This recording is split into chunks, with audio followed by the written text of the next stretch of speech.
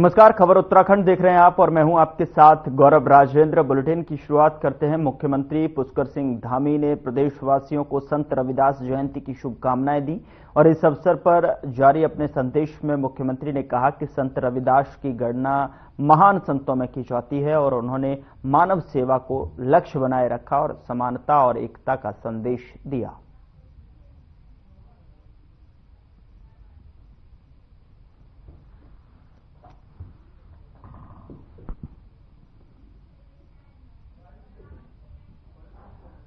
उत्तराखंड में राष्ट्रीय खेल चल रहे हैं और ऐसे में 14 फरवरी को राष्ट्रीय खेल का समापन होना है, जिसमें देश के गृह मंत्री अमित शाह मुख्य अतिथि के तौर पर शिरकत करेंगे। मीडिया से बात करते हुए उत्तराखंड के मुख्यमंत्री पुष्कर सिंह धामी ने कहा कि राष्ट्रीय खेलों के समापन की तैयारी चल रही है और देश के गृह मंत्री अमित शाह इसमें शिरकत करेंगे। उत्तराखंड के खिलाड़ियों का राष्ट्रीय खेलों में अच्छा प्रदर्शन रहा है। 25वें नंबर से उत्तराखंड 80 मेडल जीतकर 7वें स्थान पर है और इसके साथ उत्तराखंड के खिलाड़ियों के लिए अब उत्तराखंड में अच्छे मैदान हैं और अब उत्तराखंड अंतर्राष्ट्रीय खेलों के लिए भी तैयार है।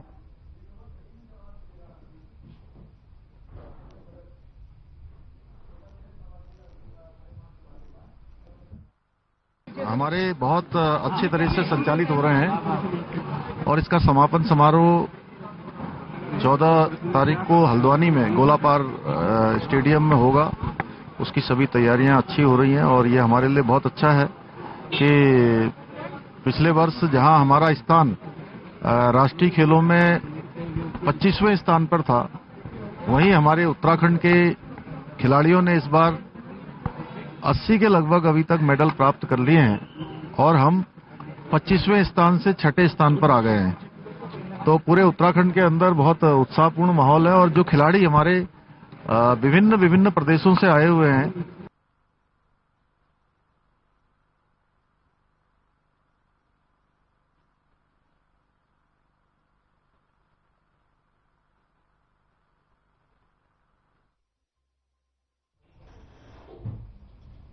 उत्तराखंड में धामी कैबिनेट की बैठक मुख्यमंत्री पुष्कर सिंह धामी की अध्यक्षता में हुई है, जिसमें कई कैबिनेट मंत्री शामिल हुए हैं। तो वहीं मीडिया से बात करते हुए उत्तराखंड सरकार में कैबिनेट मंत्री प्रेमचंद अग्रवाल ने कहा कि कैबिनेट बैठक में 32 प्रस्तावों को मंजूरी मिली है और आगामी 18 फरवरी से होने वाले उत्तराखंड के बजट सत्र को लेकर भी बैठक में चर्चा हुई है।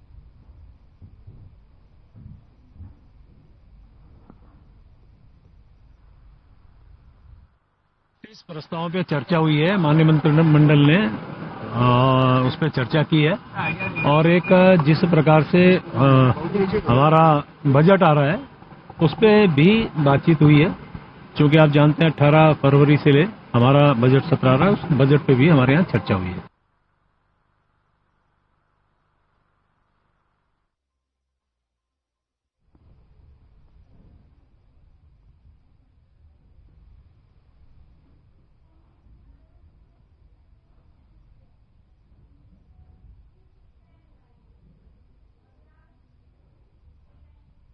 हल्द्वानी में राष्ट्रीय खेलों के समापन कार्यक्रम की तैयारियों की बैठक लेते हुए खेल मंत्री रेखा आर्य ने अधिकारियों को सही समय पर समुचित व्यवस्था पूरी करने के निर्देश दिए हैं। आपको बता दें कि बैठक में कुमाऊं कमिश्नर दीपक रावत, जिलाधिकारी वंदना सिंह, आईजी योगेंद्र सिंह रावत और खेल निदेशक प्रशांत आर्य सहित सभी संबंधित विभागों के अधिकारी मौजूद रहे और इस दौरान वीआईपी और वीवीआईपी की सुरक्षा के साथ ही क्राउड मैनेजमेंट, ट्रैफिक और यातायात व्यवस्था को लेकर आवश्यक दिशा निर्देश दिए गए हैं।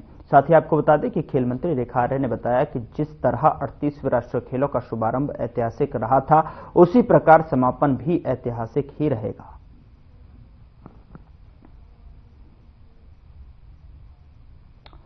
खेल मंत्री रेखा आर्य ने निर्देश देते हुए कहा कि जिस तरीके से खेलों का शुभारंभ ऐतिहासिक रूप से किया गया था, तो वैसे ही खेलों का समापन समारोह भी एक ऐतिहासिक तर्ज पर ही देखने को मिलेगा और इसको लेकर समुचित व्यवस्था पूरी करने के निर्देश रेखा आर्य ने यहां पर दिए हैं।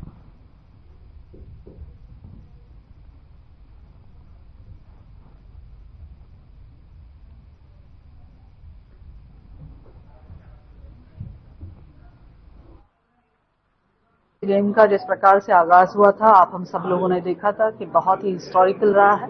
ठीक उसी तर्ज पे जो है माननीय मुख्यमंत्री जी के निर्देश है कि समापन जो है अब गोलापार हमारे हल्द्वानी जनपद नैनीताल में होने जा रहा है और 14 फरवरी को समापन होने जा रहा है और 14 फरवरी को समापन जो है हमारे केंद्रीय गृह मंत्री जी के कर कमलों से होने जा रहा है। तो यह कार्यक्रम भी उतना ही वृहद और उतना ही ऐतिहासिक रहे। तो आज उसी की तैयारी बैठक जो है हमने ली है और निश्चित रूप से ये गोलापार में जब ये समापन होगा तो ये भी अपने आप में इतिहास रचे, उसकी तैयारी की गई है।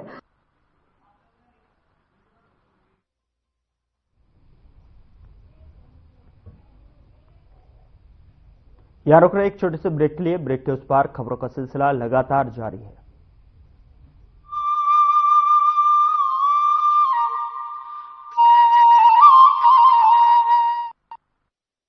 उद्योगों और उद्यमिता को बढ़ावा देने में अग्रणी राज्य उत्तराखंड ने अपने मजबूत नेतृत्व और अभिनव प्रयासों के बलबूते स्टार्टअप के क्षेत्र में स्थापित की हैं कई मिसाल। प्रदेश को एक बड़े स्टार्टअप हब में बदलने की दूरदर्शी सोच के साथ साथ राज्य में स्टार्टअप इकोसिस्टम को विकसित करने हेतु मार्च 2023 में नई स्टार्टअप नीति लागू की गई है। स्टार्टअप की फंड तक आसान पहुंच बनाने और राष्ट्रीय एवं अंतर्राष्ट्रीय स्तर पर मार्केटिंग के अवसर मुहैया कराने के साथ साथ जनपद स्तर पर लोगों में स्टार्टअप के प्रति जागरूकता बढ़ाई जा रही है। मौजूदा समय में राज्य में 1100 से अधिक स्टार्टअप कारोबार कर रहे हैं, जिनमें से 15 इंक्यूबेटर हैं। हमें स्टार्टअप उत्तराखंड से मार्केटिंग ग्रांट मिला था INR 5 लाख का, जो कि काफी ही हमारे लिए गेम चेंजिंग साबित हुआ। Thanks to the state of Uttarakhand for providing us or rendering us the endless support to run this entire ecosystem. इनमें से 50 से अधिक स्टार्टअप राष्ट्रीय और अंतर्राष्ट्रीय स्तर पर काम कर रहे हैं।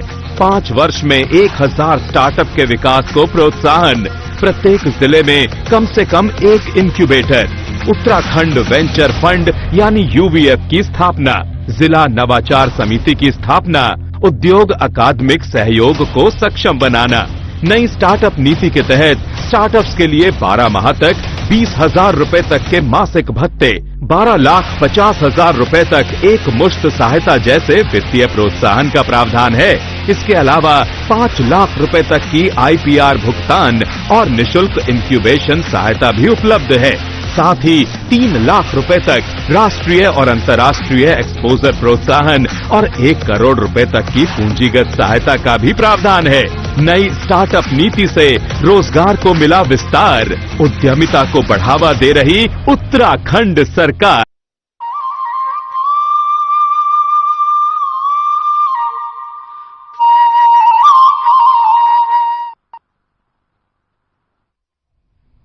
ब्रेक के बाद स्वागत है आपका। खबरों में आगे बढ़ते हैं और गर्मी के लेकर जो है खबर है, जहां पर मौसम में जो है वनाग्नि की घटनाओं पर ध्यान केंद्रित करते हुए राष्ट्रीय आपदा प्रबंधन गृह मंत्रालय ने जो है प्रबंधन प्राधिकरण की ओर से जो है संयुक्त रूप से प्रदेश के 6 जिलों में आगामी 13 फरवरी को मॉक ड्रिल का आयोजन किया गया है। आपको बता दें कि वनाग्नि पर प्रभावी नियंत्रण और उचित प्रबंधन के लिए अल्मोड़ा, चंपावत, पौड़ी, टिहरी, देहरादून और उत्तरकाशी में मॉक ड्रिल किया गया। आपको बता दें कि मॉक ड्रिल को लेकर राज्य आपदा प्रबंधन प्राधिकरण में टेबल टॉप अभ्यास किया गया। तो वहीं राज्य आपदा प्रबंधन सचिव विनोद कुमार सुमन ने कहा कि वनों की आग पर नियंत्रण को लेकर टेबल टॉप अभ्यास में कई विभागों के अधिकारियों ने प्रतिभाग किया है।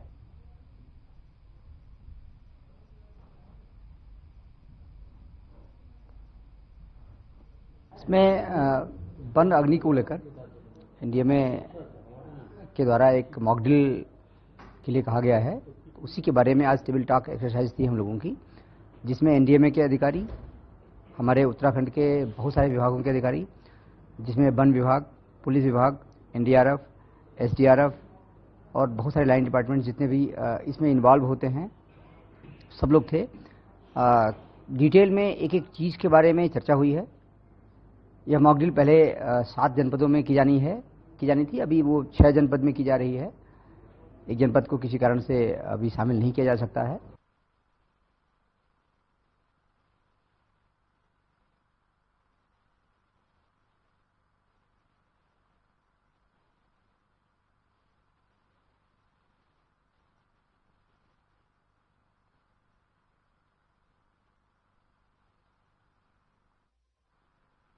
आयोजन होगा, जिसको लेकर जो है तमाम जो है विभागों के अधिकारियों ने जो है इसमें प्रतिभाग किया है। साथ ही गर्मी के मौसम में जिस तरीके से चारों तरफ जो है वनों में आग की घटनाएं ज़्यादा देखने को मिलती हैं, उसको लेकर जो है प्रभावी ढंग से इस पर जो है निष्क्रिय करने की कड़ी में, यानी कि वनों में आग न फैल पाए, वनाग्नि न हो पाए, उसको रोकने की दिशा में एक मॉक ड्रिल और टेबल टॉप करने के लिए जो है यहाँ पर अभ्यास किया गया है और 6 जिलों में जो है इसको लेकर तैयारियां तेज हैं। ऐसे में जो है अधिकारियों ने इसमें प्रतिभाग भी किया है। तो 6 जिलों में मॉक ड्रिल का आयोजन यहाँ पर देखने को मिला है, जिससे कि गर्मी के मौसम में जो है वनों में आग न फैल पाए और उसको किस तरीके से नियंत्रण किया जाए, किस तरीके से उस पर लगाम लगाई जाए, उसको लेकर पूरी तरीके से जो है यहाँ पर मॉक ड्रिल और टेबल टॉप का आयोजन किया गया है, जिसमें कि 6 जिलों में मॉक ड्रिल का आयोजन हुआ है और तमाम वन प्राधिकारी, वन के जितने भी वन विभाग से लेकर तमाम अधिकारी जो है विभागों से जुड़े हुए इस बैठक में, इस मॉक ड्रिल में शामिल हुए। उत्तराखंड में यूनिफॉर्म सिविल कोड लागू होने के बाद में लोगों में अभी भी तमाम भ्रांतियां मौजूद हैं। इसी बीच सोशल मीडिया पर यूसीसी से जुड़ी कुछ जानकारियां प्रचारित की जा रही हैं। आपको बता दें कि ये जानकारियां मुख्यमंत्री पुष्कर सिंह धामी के लेटर पैड और उनकी फोटो के साथ सोशल मीडिया पर वायरल हो रही हैं, जिसमें ये कहा गया है कि यूनिफॉर्म सिविल कोड लागू होने की तिथि से, यानी कि 27 जनवरी 2025 के बाद की शादी के लिए धर्म गुरुओं से सर्टिफिकेट लेना होगा, जिसको विवाह रजिस्ट्रेशन के लिए अनिवार्य किया गया है।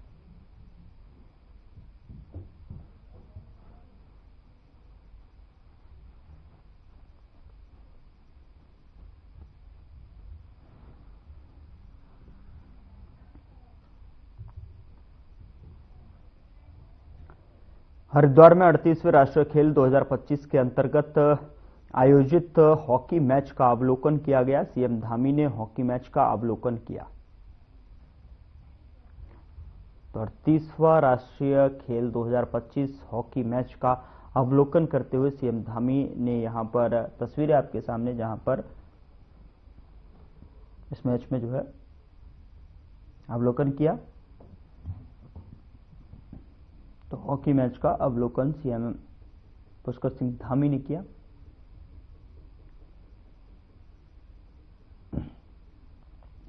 और 38वां राष्ट्रीय खेल 2025 के तहत सीएम पुष्कर सिंह धामी ने हॉकी मैच का अवलोकन किया। और देखिए, आप देखिए किस तरीके से जो है हाथों में हॉकी बैट लेते हुए और वहां पहुंचकर खिलाड़ियों से भी रूबरू हुए और हॉकी मैच का अवलोकन किया।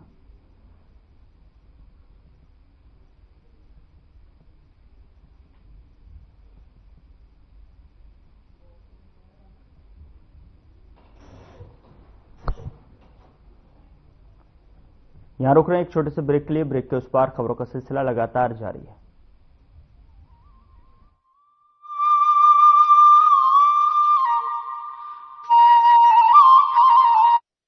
हर परिवार का हो अपना घर, यही है प्रधानमंत्री आवास योजना का लक्ष्य। उत्तराखंड सरकार ने पिछले कुछ वर्षों में गरीब और जरूरतमंद परिवारों को अपना पक्का मकान देने का सपना साकार किया है, जिसमें प्रधानमंत्री आवास योजना शहरी के तहत 64,961 मकान बनाए जाएंगे एवं डीबीटी यानी डायरेक्ट बेनिफिट ट्रांसफर एवं ब्याज सब्सिडी के रूप में 976.61 करोड़ की धनराशि लाभार्थियों को निर्गत की गई है। शहरी क्षेत्रों में इस योजना के तहत BLC यानी बेनिफिशियरी लेड कंस्ट्रक्शन के अंतर्गत आवास निर्माण हेतु 1.5 लाख केंद्र सरकार तथा 50,000 की राशि राज्य सरकार द्वारा दी जा रही है। अब तक 25,972 आवास स्वीकृत हुए हैं और 13,550 आवासों का निर्माण पूर्ण हो चुका है। वहीं AHP यानी अफोर्डेबल हाउसिंग इन पार्टनरशिप के तहत 1.5 लाख केंद्र सरकार तथा 1.5 लाख की राशि राज्य सरकार की सहायता द्वारा दी जा रही है। अब तक 15,960 आवास स्वीकृत हुए हैं, जिसमें से 2,260 आवासों का निर्माण पूर्ण हो चुका है। मुख्यमंत्री श्री पुष्कर सिंह धामी जी द्वारा पूर्ण आवास हेतु अतिरिक्त 5,000 की सहायता भी लाभार्थियों को प्रदान की जा रही है। ग्रामीण क्षेत्रों में रहने वाले परिवार जो अपना पक्का मकान बनाने में असमर्थ हैं, उनके लिए सरकार द्वारा प्रधानमंत्री आवास योजना ग्रामीण चलाई जा रही है। प्रदेश सरकार इस योजना के तहत गरीबों के बैंक खाते में 1,30,000 रुपए जमा कर रही है। अब तक 67,961 आवास पूर्ण हो चुके हैं और डीबीटी के माध्यम से 972.90 करोड़ की धनराशि का हस्तांतरण हो चुका है। साथ ही शौचालय निर्माण के लिए 12,000 रुपए की अतिरिक्त सहायता एवं माननीय मुख्यमंत्री जी की घोषणा घर के उपयोग हेतु गृह प्रवेश कार्यक्रम के तहत 6,000 की अतिरिक्त सहायता भी दी जा रही है। प्रधानमंत्री आवास योजना ने केवल मकान ही नहीं बल्कि गरीबों को आत्मसम्मान और सुरक्षित जीवन का तोहफा दिया है। यह पहल हर जरूरतमंद परिवार को उजाले की ओर ले जा रही है। उत्तराखंड सरकार का है यही प्रयास, जरूरतमंद को मिले अपना आवास।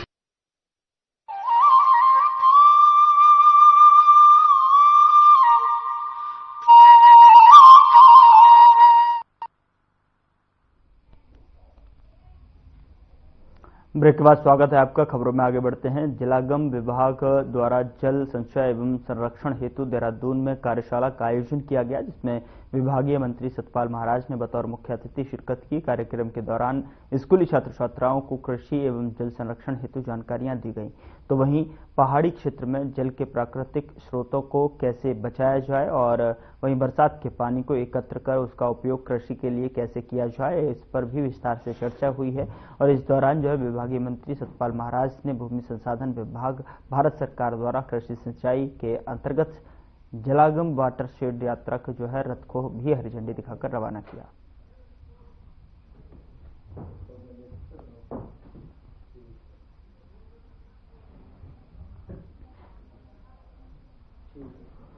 छात्र छात्राओं को जानकारियां दी गई और तस्वीरें देखिए आप जो है कि किस तरीके से हरी झंडी दिखाकर जल संरक्षण हेतु कार्यशाला का आयोजन हुआ और हरी झंडी दिखाकर वाहन को रवाना किया गया। सतपाल महाराज ने विभागीय मंत्री सतपाल महाराज ने जो है शिरकत की कार्यक्रम में। छात्र छात्राओं को जानकारियां दी गई और उसके बाद इस वाहन को हरी झंडी दिखाकर रवाना किया गया।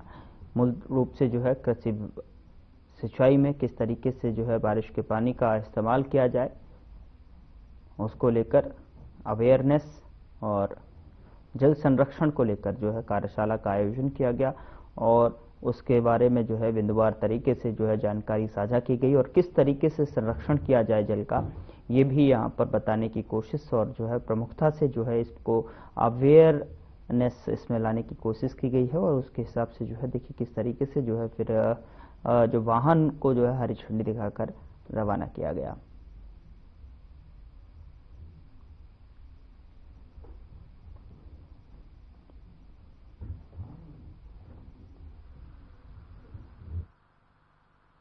घटनाएं हो रही हैं उसको मद्देनजर रखते हुए वर्षा जल के संरक्षण हेतु प्रेरित करने के लिए वाटरशेड यात्रा अभियान का आज से श्री गणेश किया जा रहा है। भूमि संरक्षण विभाग भारत सरकार के अंतर्गत संचालित हो रही प्रधानमंत्री कृषि सिंचाई योजना जलागम विकास 2 के माध्यम से वाटरशेड यात्रा 1 महीने तक चलेगी।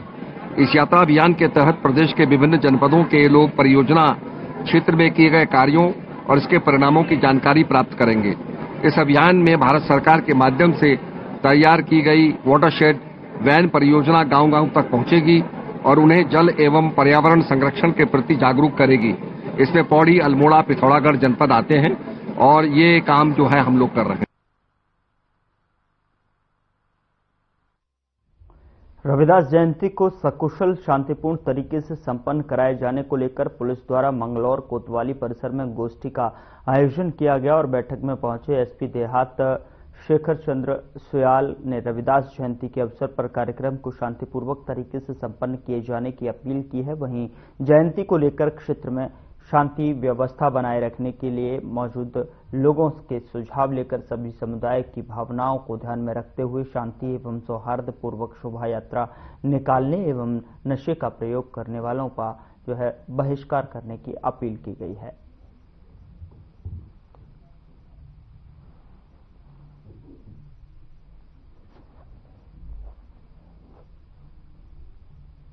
संतसरों में रविदास जी की भी जयंती अगले 3-4 दिन तक शोभा यात्राओं का आयोजन किया जाना है। तो इसमें हमारे जो महत्वपूर्ण थाना क्षेत्र हैं जहां बड़ी शोभा यात्राएं निकलेंगी उनके स्टेक होल्डर से, उनके आयोजकों से हमारी मीटिंग थी। अभी कुछ देर पहले हमने सिविल लाइन कोतवाली में भी, गंगनहर में भी आयोजन किया, जनरल मजिस्ट्रेट हमारे साथ थे। तो चूंकि हर साल बड़े सौहार्द के साथ ये शोभा यात्राएं निकलती हैं, तो एक परंपरा भी है, और क्योंकि सभी को कि उनकी जो परमिशन है, उनकी जो कंडीशन है, उसका आप सब लोग अनुपालन करेंगे, इसलिए बताने के लिए इस टाइप की बैठकें होती है। और आज की बैठक का यही मकसद है।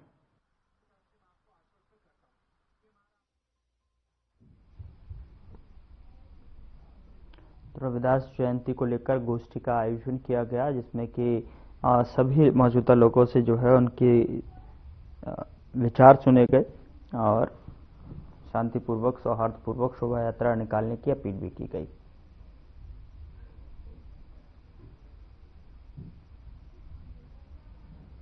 सौहार्दपूर्वक शोभा यात्रा निकालने की अपील के साथ साथ वहां आए मौजूद लोगों से जो है रविदास जयंती को लेकर इस गोष्ठी के आयोजन में जो है उनसे उनके सुझाव लिए गए।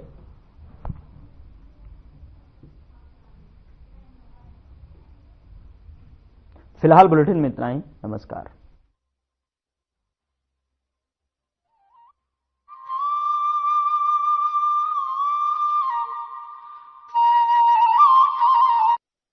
हर परिवार का